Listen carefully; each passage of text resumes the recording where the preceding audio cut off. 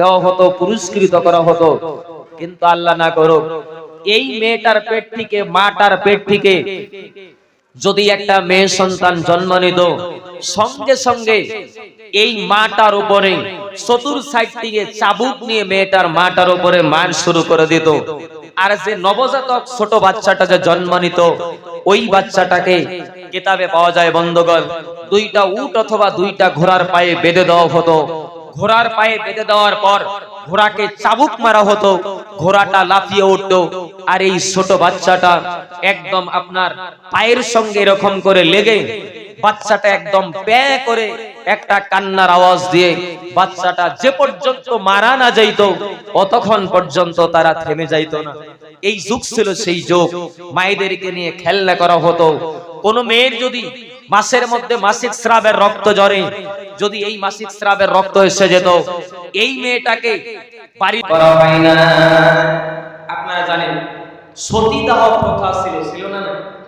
সতীদাহ প্রথা ছিল না একটা সময়? কেমন ছিল জানেন? যে স্বামী যদি মারা যাইত, স্বামীর চিতার মধ্যে আপনার মেয়েটাকেও চালিয়ে দেওয়া হতো জিন্দাভাবে। ভাইরা আমার, বন্ধুরা আমার, ভারতবর্ষের জমিনে রবীন্দ্রনাথ ঠাকুর এনার সঙ্গে অনেক মানুষ মিলে আপনার হাইকোর্টে কেস করে, বন্ধুগণ সোনার মানিকেরা মনে রাখবেন, এই সতীদাহ প্রথার সঙ্গে চ্যালেঞ্জ করে ইসলাম ধর্মের সাথে মিলিয়ে মেয়েদেরকে যে আল্লাহ কি সম্মান দিয়েছে, ইসলাম যে কি সম্মান দিয়েছে, সেটা মিলিয়ে বন্ধুগণ ভারতবর্ষের জমিন থেকে সতীদাহ প্রথাকে তাড়িয়ে দেওয়া হয়েছে না?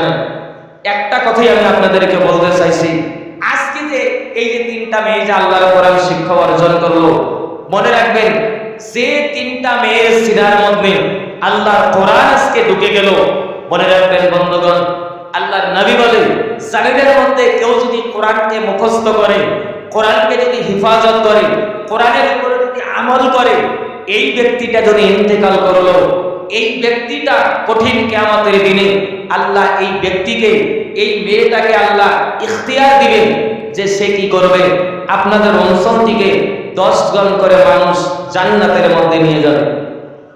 সুবহানাল্লাহ কোন না? ভাই মাতরম দোস্ত বুজুর্গ, এত ফায়দা আজকে আমরা সেই কোরআনের দিকে লক্ষ্য করি না। মনে রাখবেন, দুনিয়ার মধ্যে যদি কোরআনকে ফলো করে আমল না করেন, হাদিসকে ফলো করে যদি আমল না করেন, আপনি বানায়া বানায়া যদি আমল করেন নিজের তরফ থেকে, ওই আমল জিন্দেগিতে আল্লাহর দরবারে কবুল হবে না। কথা ঠিক না বেঠিক?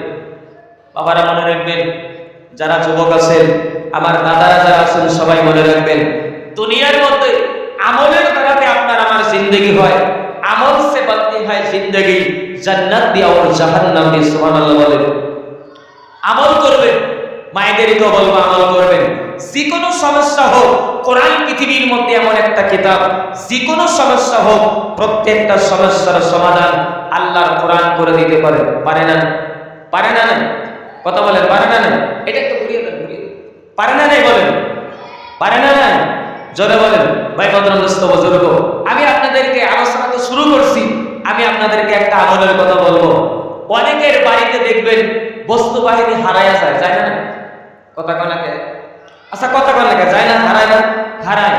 হঠাৎ করে একটা চাবি কোন জায়গাতে রাখছেন, আপনার মানি ব্যাগটা কোন জায়গায় রাখছেন, আপনি পাইতেছেন না, বা আপনার নিজের সন্তান হারায় গেল, নিজের সন্তানটা নিখোঁজ। অনেক সময় পেপার পত্রিকাতে, বিভিন্ন ইউটিউব চ্যানেলের মধ্যে, ফেসবুক, ইন্টারনেটে দেখা যায় যে অমুক ব্যক্তিটা কি হয়েছে, আপনার নিখোঁজ হয়ে গেছে। ভদ্রদস্ত বুজুর্গ, আমি একটা আমলের কথা বলবো, আমলটা করবেন, জিন্দগিতে কোনোদিন কোনো কবিরাজের কাছে যাওয়া লাগবে না। জামার এটা হারাইছে, আপনি বের করে দেন, কোনো কবিরাজের ক্ষমতা নেই। ভাই ভদ্রদস্ত বুজুর্গ, কেউ যদি বলে কোনো কবিরাজের ক্ষমতা আছে, আমার একটা বস্তু আছে কবিরাজ বাই করে দেব, এটা জিন্দগিতেও বিশ্বাস করবেন না। আমল করবেন, আমার আল্লাহ দিয়ে দেব ইনশাআল্লাহ। আমলটা কি জানেন? ভাই ভদ্রদস্ত বুজুর্গ, আল্লাহ রাসূল সাল্লাল্লাহু আলাইহি ওয়াসাল্লামের দরবারে নবী আমার একদিন বসে আছেন, একজন সাহাবা আসলেন। সাহাবাটা এসে নবীর কাছে বললেন, নবীজি, বলে কি? কয় আমার যে বাচ্চাটা আছে, সন্তানটা আছে, সন্তানটা হারিয়ে গেছে, দুশমনেরা কিডন্যাপ করেছে, সন্তানটাকে গায়েব করে দিয়েছে, এখন আমি কি করব? আচ্ছা বলেন, নবীর কাছে গেছে মানেই তো একটা সমস্যার সমাধান দিব নাকি কোন? তা আল্লাহ রাসূল সাল্লাল্লাহু আলাইহি ওয়াসাল্লাম সাহাবাটাকে ডাক দিয়ে বললেন, বাবা সাহাবা, তোমার কি সন্তান কিডন্যাপ হয়েছে? জি হ্যাঁ। নবী আমার বললেন, ঠিক আছে তুমি একটা কাজ করো, তোমাকে আমি তিনটা আমলের কথা বলতেছি। কয়টা আমল? জোরে কোন কয়টা আমল? বন্ধুগণ জেনে রেখে দিবেন। নবী আমার এক নম্বরে বললেন, তোমাকে আমি তিনটা আমলের মধ্যে সর্বপ্রথম আমলটা হলো ওয়াত্তাকিল্লাহ, আল্লাহকে দেখে ভয় করো। দুই নম্বর আমল হলো আল্লাহর উপরে ভরসা করো। তিন নম্বর আমল হলো ওয়াকুল লা হাওলা ওয়ালা কুওয়াতা ইল্লা বিল্লাহ। এই দোয়াটা আপনারা পারেন না নাই বলেন? এই কালিমাটা আমরা সবাই জানি কিনা বলেন? নবী আমার বললেন, যাও এই তিনটা আমল তুমি নিজেও করবা, তোমার বিবিকেও করতে বলবা। বন্ধু জেনে রেখে দিবা, সাহাবাটা দৌড়ে দৌড়ে করলেন কি জানেন? বাড়িতে চলে গেলেন। বাড়িতে চলে গিয়ে বললেন, বিবি নবীর কাছে গিয়েছিলাম, নবী আমাকে তিনটা আমলের কথা বললো। এক নম্বর আমল হলো নবী আমার জমিনের মধ্যে আল্লাহকে দেখে ভয় করতে বলছেন। দুই নম্বর আমল হলো আল্লাহর উপরে ভরসা করতে বলছেন। তিন নম্বরে নবীজি আমাকে ডাক দিয়ে বললেন, তুমিও করবে আমিও করব। লা হাওলা ওয়ালা কুওয়াতা ইল্লা বিল্লাহ। এমন তো নবী বেশি বেশি করতে বলেছে। অবন্ধ জেনে রেখে দিবেন, মায়েরা কথাটা সুন্দর করে শুনবেন, বেশি কষ্ট আপনাদেরকে দিব না। ও যুবক বন্ধু, ও মুরব্বী বাবারা ভালো করে কথাটা শুনবেন। সাহাবাটা করলেন কি জানেন? তার বিবিকে নিয়ে আমলটা শুরু করলো। আমলটা করতে করতে করতে করতে হঠাৎ করে বন্ধু একদিন গভীর রজনীতে সাহাবাটা দেখা গেল, সাহাবাটা যে ঘরের মধ্যে ঘুমিয়ে আছে, হঠাৎ করে দরজার গেটে এসে রাত্রে বেলাতে কে যেন দরজার মধ্যে টক টক টক টক করে। নবীর সাহাবা দরজাটা খুলে দেখে রে, তার ছেলেটা যে হারিয়ে গিয়েছিল, তার ছেলেটা গভীর রজনীতে এসে দরজার গেটে এসে হাজির হয়ে আসে। তাও সুবহানাল্লাহ জোরে করে বলেন না, বাইতে যায় করবেন নাকি? একটু জোরে করে এদিকে রাগ করতেছেন নাকি আপনারা? কথা কন না, রাগ করতেছেন নাকি বলেন? অবন্ধ জেনে রেখে দিবে, সাহাবাটা দরজাটা খুলে তার বাচ্চাটাকে দেখে, বাচ্চাটাকে দেখে, তার সন্তানটাকে দেখে আশ্চর্য হয়ে গেল। কি ঘটনা? এমন কেন হয়? এমন কেন হলো? তুমি কোথা থেকে আসলে বলো? সাহাবাটার বাচ্চাটার দিকে লক্ষ্য করে দেখে বাচ্চাটা দরজার গেটে দাঁড়িয়ে, কিন্তু একটা ঘটনা ঘটে গেল। এই সাহাবাটা তার বাচ্চাটার পিছনের দিকে তাকিয়ে দেখে রে, বাচ্চাটার পিছনে 440,000 বকরি দাঁড়িয়ে আছে। অবন্ধদের রেখে দিবেন, সাহাবাতে করলেন কি জানেন? আমরা বলে কি করতাম? আমার সন্তানটা আসে কোটি কোটি টাকা নিয়ে আসে, কোন জায়গা থেকে আসছে আমরা তো কোনো খোঁজ করতাম না, বলে আমরা এখন ধনী হয়ে যাব। কিন্তু নবীর সাহাবার ইমানের পাওয়ারটা দেখুন। নবীর সাহাবা করলেন কি জানেন? দৌড়ে দৌড়ে দৌড়ে দৌড়ে সন্তানের হাতটা ধরে নিয়ে আমার নবীর কাছে দৌড়ে দৌড়ে চলে গেলেন।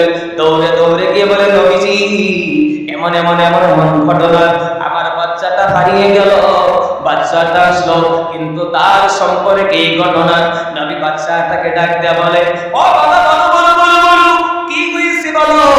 সাহাবার বাচ্চাটা ডাক দিয়ে বলে, নবীজি আমি আজকে সন্ধ্যাবেলাতে আমি যখন ঘরের মধ্যে আমাকে আটকে রাখা হলো, চতুর সাইডে আমাকে পাহারা দেওয়া হচ্ছে, এমন সময় আসমান থেকে বৃষ্টি এসে গেল, এমনি সময়ে একটু বাতাস এসে গেল, বাতাস আল্লাহ এমন ভাবে দিয়ে দিল সমস্ত দুশমনেরা বিছানার মধ্যে ঘুমিয়ে গেল।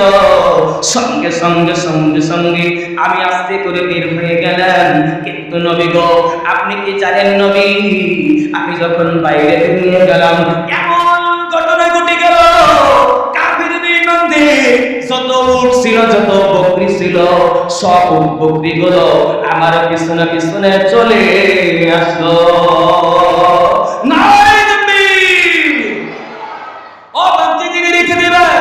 যুবক বন্ধুদের রেখে দিবে, এমনটা করবেন বন্ধু, দেখবেন বন্ধুগণ, আমি নিজে এমনটা করে দেখছি বন্ধুগণ, আমি নিজে প্রমাণ করে দেখছি বন্ধুগণ, আমার নবীর কথা জিন্দেগিতে কোনোদিন মিথ্যা হবে না। হবে নাকি বলেন? ও বন্ধু, কারো বাড়িতে যদি অভাব না করায়, কারো সন্তানের চাকরি হয় না, কারো সন্তানের জেহেন শক্তি বাড়ে না, কারো সন্তান লেখাপড়া পারে না, বন্ধুগণ শুনে না, কারো কেউ যদি ঋণী আসেন ঋণটা পরিশোধ করতে পারতেছেন না, বন্ধু আপনি পরীক্ষা দিবেন, পরীক্ষার ফলাফল যেন ভালো হয়। ও বন্ধুগণ শুনে না, এই কালিমাটা সকালবেলা 500 বার পড়বেন, বিকালবেলা 500 বার পড়বেন, ইনশাআল্লাহ আমি গ্যারান্টি দিয়ে বলে গেলাম, সেই নিয়তই আপনি পড়বেন, আল্লাহ আপনার নিয়তটা পুরা করে দিবে। পারবো না ইনশাআল্লাহ? আমরা কথা কোন পারবেন না? নাই বলেন এই কালেমাটার কত মূল্য জানেন? লা হাওলা ওয়ালা কুওয়াতা ইল্লা বিল্লাহ। ও বান্দা যদি রেখে দিবেন, আল্লাহ যখন আরশটা বানালেন, আল্লাহর আরশটা যখন বানালেন, আল্লাহ আরশটাকে কাঁধে রাখার জন্য 8 জন ফেরেশতাকে নির্ধারণ করলেন। 8 জন ফেরেশতা ডাক দিয়ে বলে, মাবুদ আল্লাহ গো, আপনার আরশটা আমরা কাঁধে রাখতে পারবো না, কেমনে কাঁধের মধ্যে উঠাবো?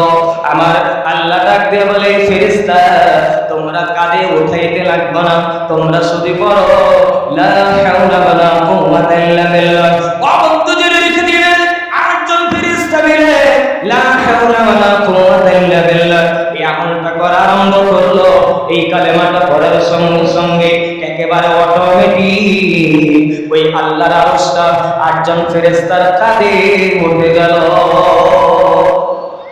সুবহানাল্লাহ, একটু জোরে করে বলেন না। আমল করবেন ইনশাআল্লাহ? করবেন ইনশাআল্লাহ? এটা কি বহুত কঠিন নাকি? এটা কি কঠিন?